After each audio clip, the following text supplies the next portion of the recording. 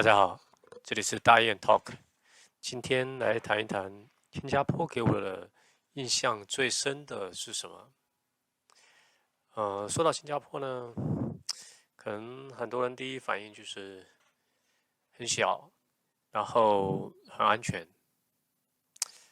其实对我来说，在去新加坡之前的印象，其实也差不多。因为确实，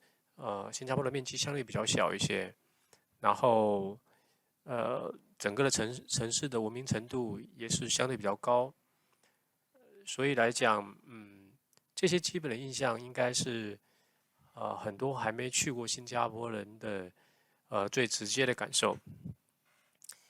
那么今天我就来谈一下我自己的感觉。我第一次去新加坡应该是好多年以前了，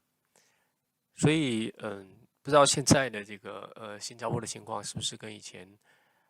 类似，还是说有一些变化？这个就希望大家给我提供一些信息。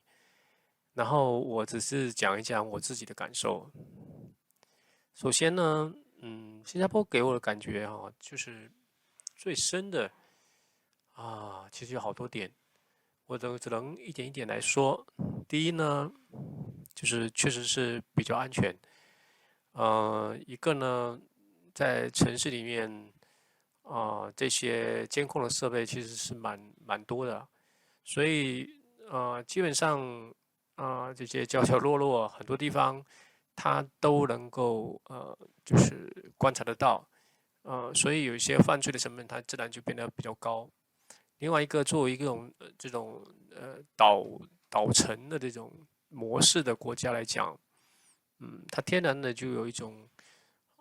安全性，就是因为岛还比较小嘛，所以整体来说，你如果真的有什么犯罪活动或者什么，其实还是比较容易被抓到吧，被暴露出来。所以整体来说，它的这个安全指数应该在东南亚应该是屈指可数的。所以从安全的角度来讲，确实是很不一样，就是还蛮不错的吧，就是给我的感觉。然后提到它小，其实这件事情，其实很多人都在讲这个，但其实对我来说，我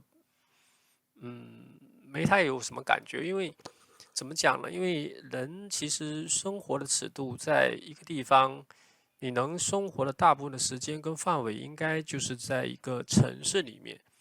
那当然有比较大的城市，比较小的城市。那但是对于一个普通的人来讲，新加坡的这个就是这种范围，在你日常的生活当中，我觉得这个面积也够用，基本上也是很够用的。然后所以小这件事情，真的你去，也许真的生活在那里的会有一定的感觉。我不知道，因为我确实没有在那里生活。如果有在那里生活的人，也可以留言。那对我来说，我们去玩的话，我觉得还好。反倒面积不大的话，我们玩的更随意一些，因为它密度比较高，我们不用太多的规划。这个旅途当中说要安排怎么样的一个行程，对吧？然后再讲讲其他的，就说新加坡让我印象深刻的点其实还有一个就是它的这个文化，它的这个文化非常有意思，就是这里面有华人的文化。那华人的文化呢，在新加坡，至少我看到的，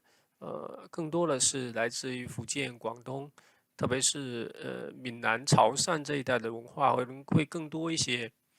然后还有呢，就是这个东南亚风情的这些，包括两惹风的这些东西，他们在这里交汇，然后混合，然后慢慢形成自己的风格，特别有意思。然后包括这个小印度，就是一些印度风格的这些东西，我觉得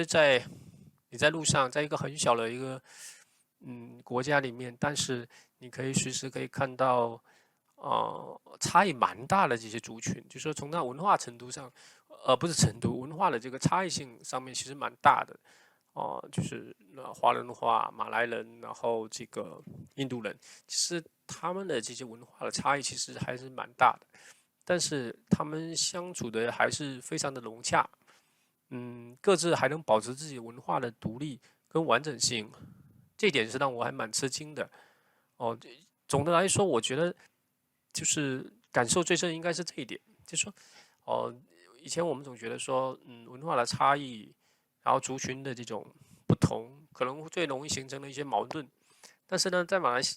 不是马来西亚，在新加坡，这个确实能够感受到很多的这个，就是不一样，就是他们确实相处的非常的好，